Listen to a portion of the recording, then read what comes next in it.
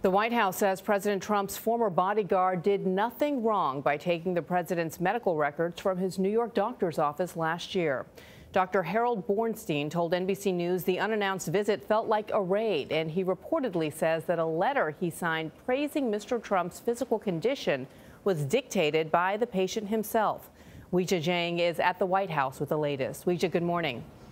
Good morning, Bianna. Releasing the health records of candidates during a presidential campaign is customary. And in 2016, then candidate Trump insisted he was the picture of good health. But you're right, this morning we're learning what the president's former doctor claims his team did to make sure that image remained and to ensure his personal records remained private.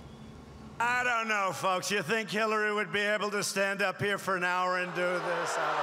During the 2016 campaign, President Trump repeatedly criticized opponent Hillary Clinton's health and stamina, while painting himself as a then 70-year-old man in perfect shape.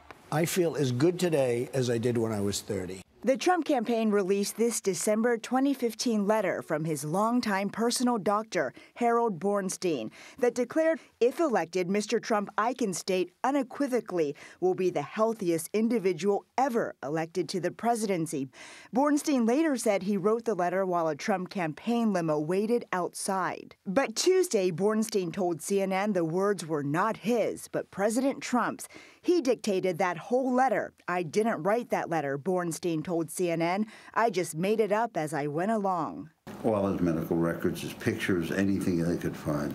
Bornstein told NBC News that 3 men, including former Trump bodyguard Keith Schiller and Trump Organization lawyer Alan Garten, showed up at his office unannounced in February 2017 to take the president's medical records. I feel raped, frightened.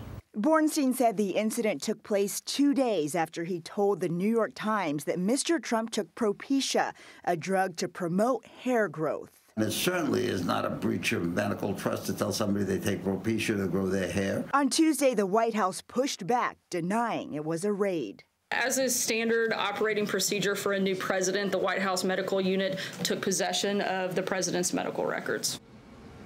The White House says those records were seized at the request of the medical unit, but has not clarified why that former bodyguard, Mr. Schiller, was also present. John?